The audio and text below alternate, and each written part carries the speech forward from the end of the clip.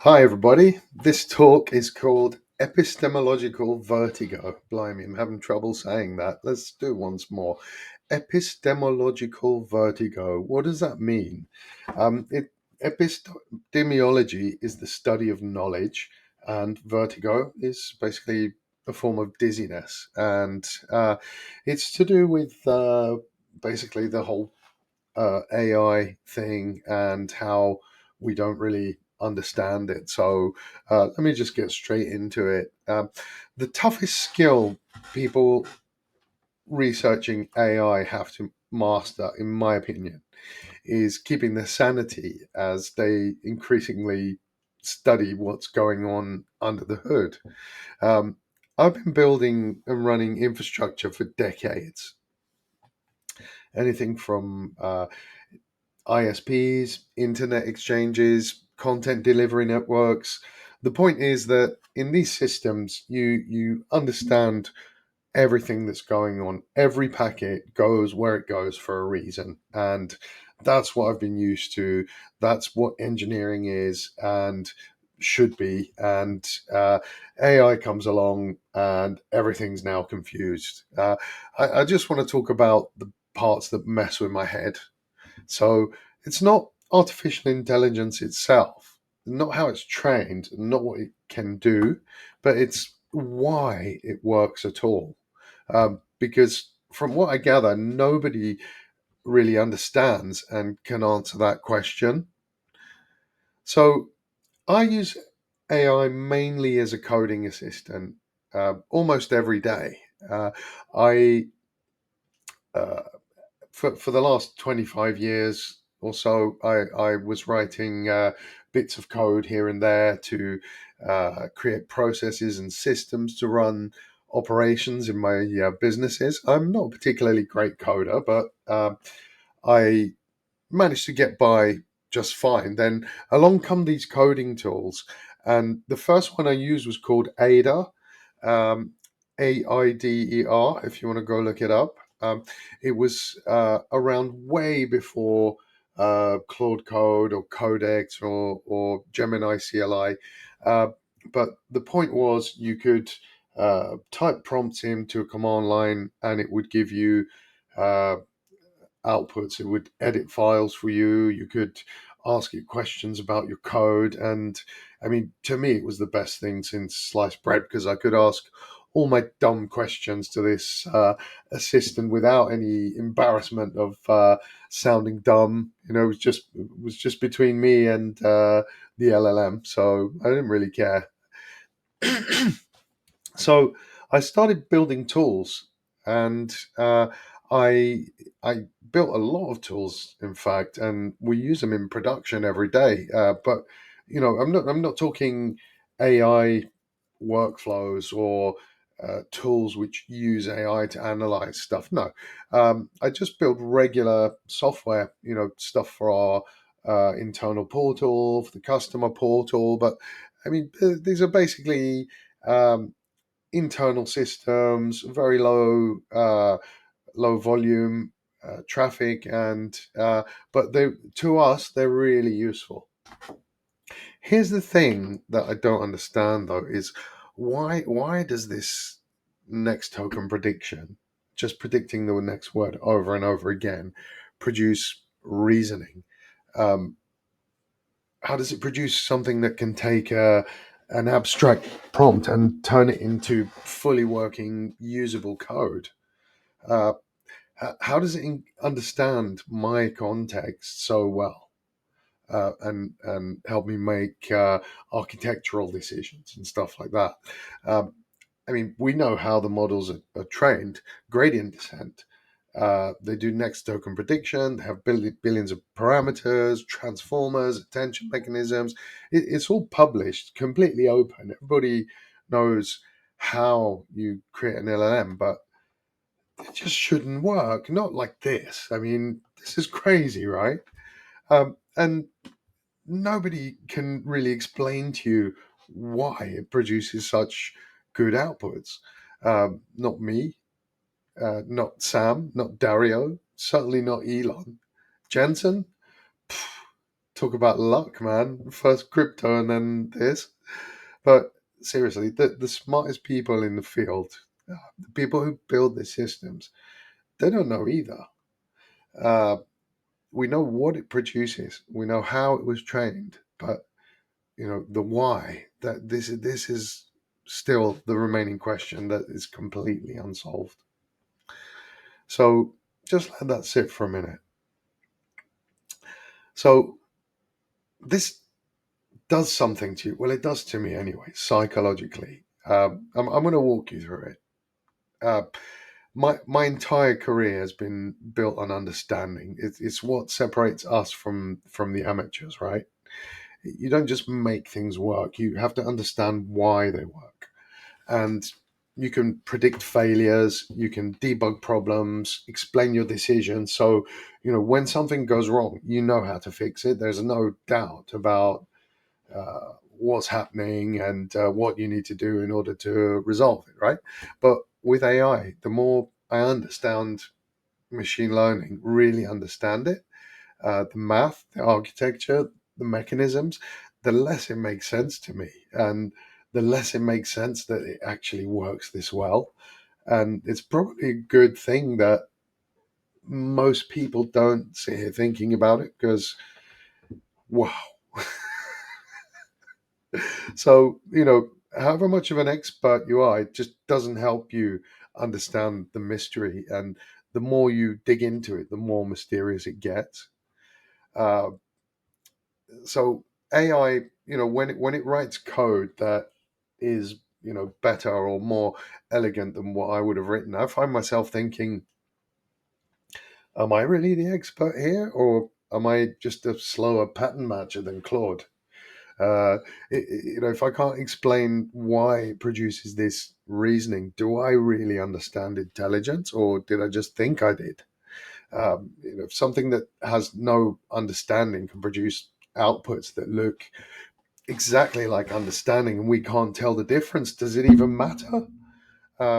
These aren't abstract philosophy questions. These are my real questions that I, sit there thinking about. These things keep me awake at 3 a.m. After a day of building, these awesome systems, that work great, but using a tool that I don't fully trust. So yeah, I mean, then you start going deeper. Uh, if intelligence emerges from scale and statistics, then is intelligence special? I mean, if reasoning emerges from next token prediction, maybe all reasoning is just sophisticated pattern matching, right?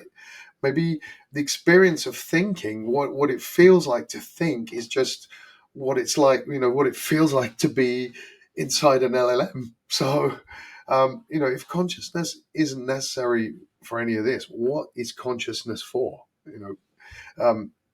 You can't unthink these questions once they start. They kind of follow you around, and it's. I think I feel for the people working closest with AI, the people really on the forefront of the cutting edge of the most current research. I mean, it must be so unsettling, what this whole thing implies about intelligence, understanding, and, even consciousness itself. So what this reminds me of is the Babel fish, and from the Hitchhiker's Guide to the Galaxy. For those of you who haven't read it, I'm just going to play a little video now because if you didn't know what this was, it'd be a pretty boring next few minutes. So just hold on a second while I cue this up.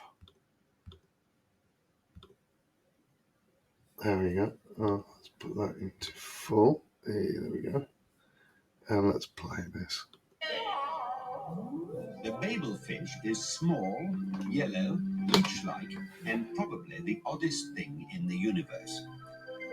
It feeds on brainwave energy, absorbing all unconscious frequencies and then excreting telepathically a matrix formed from the conscious frequencies and nerve signals picked up from the speech centers of the brain. the practical upshot of which is that if you stick one in your ear, you instantly understand anything said to you in any form of language. The speech you hear decodes the brainwave matrix. Now, it is such a bizarrely improbable coincidence that anything so mind-bogglingly useful could evolve purely by chance that many thinkers have chosen to see it as a final and clinching proof of the non-existence of God. The argument runs something like this. I refuse to prove that I exist, says God, for proof denies faith, and without faith I'm nothing.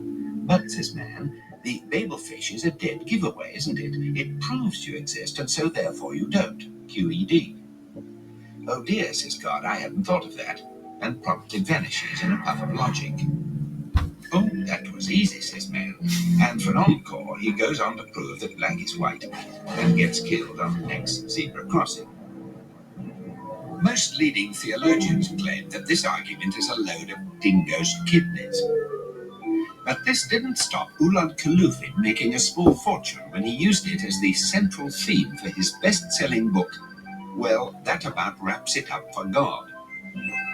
Meanwhile, the poor Babelfish, by effectively removing all barriers to communications between different cultures and races, has caused more and bloodier wars than anything else in the history of creation. Okay, so let me just get back to here. There you go.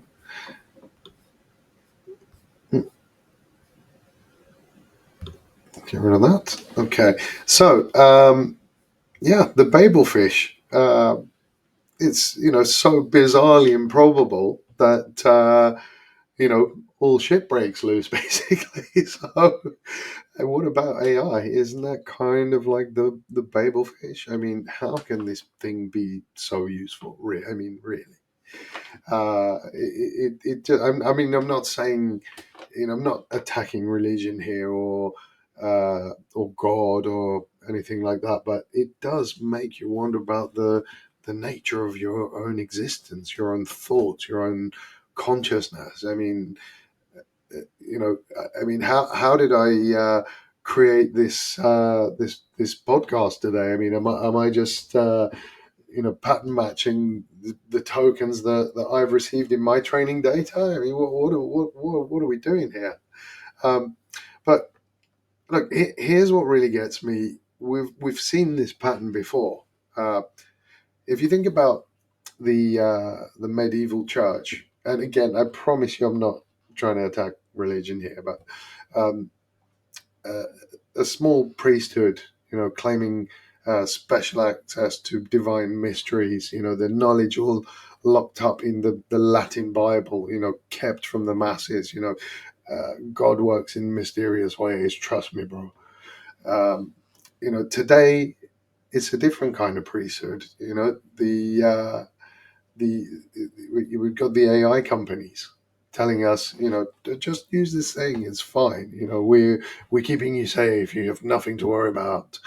Uh, it's just a little bit too good to be true. So and they still can't explain it. So we almost it's almost like we're building a modern faith system. AI is the new religion, and it kind of scares me because we're scaling these systems, we're trusting them, depending on them, and racing to make them more powerful all the time. So and all the time, nobody people acknowledge that they still don't know how they work. Mechanistic interpretability, I mean, most people can't even say that, let alone do it. So these things shouldn't be possible, but yet here we are. This is not engineering. This is alchemy. So there's another bit from the Hitchhikers that keeps coming back to me, and it's. I'm not going to play another video, so don't worry. But Deep Thought, the massive supercomputer that was built to answer the ultimate question of life, the universe, and everything. It spends 7.5 million years calculating, and then finally comes up with 42. When the people ask, What does that mean? Deep thought says, well, the problem is you never really knew what the question was. So, we're kind of doing that right now, aren't we? We are, we have all the answers we want now. So, uh, we're building more and more powerful AI to answer more and more complicated questions, and it answers the questions, but we don't understand how. So, and we're scaling these systems, we're making them bigger and cleverer, and uh, I think the idea is to make them significantly cleverer than us. So, uh, but unlike deep thought, this isn't just answering questions. It's writing code, and soon it will be running people's infrastructure, making operational decisions, and doing things that affect millions of people. And so, you know, the foundational question really is, why does statistical pattern matching produce intelligent reasoning and understanding? It's completely unresolved, and we're building the world on this. This is being sold to us as the future, and the best things that's ever going to happen to us. But we can't explain it, we can't predict it. Yeah, we're scaling it anyway, just because it seems to be useful. And this is not engineering, this is not science, this is faith with GPUs, and I don't like it. And the mental toll of that, of being an expert who can't explain the thing that they use every day, and building on a mystery and going deeper and deeper into this rabbit hole, relying on these tools more and more and more. This is what keeps me up at 3 a.m. Not the technology itself, but the epistemological vertigo of it all. Maybe we're all passengers on a ship with no one at the wheel, and we just hope that we like where we're going. Uh, I mean, I'm not going to lie. I do enjoy using the tools. I do find myself more productive. I am able to uh, tackle problems I would never have dreamed of. I honestly feel like there's no problem that can be fixed on a computer that I can't fix using AI, right? So, uh, but the only thing that I know for sure is that I don't think any of us who really work with this stuff every day and think about it deeply are really fine with it. Not as fine with it as we pretend to be. So that's all I wanted to say. And thanks for listening. And yeah, um, hope to do more of these videos soon. Let me know what you think in the comments, and I'll see you on the next one. Goodbye.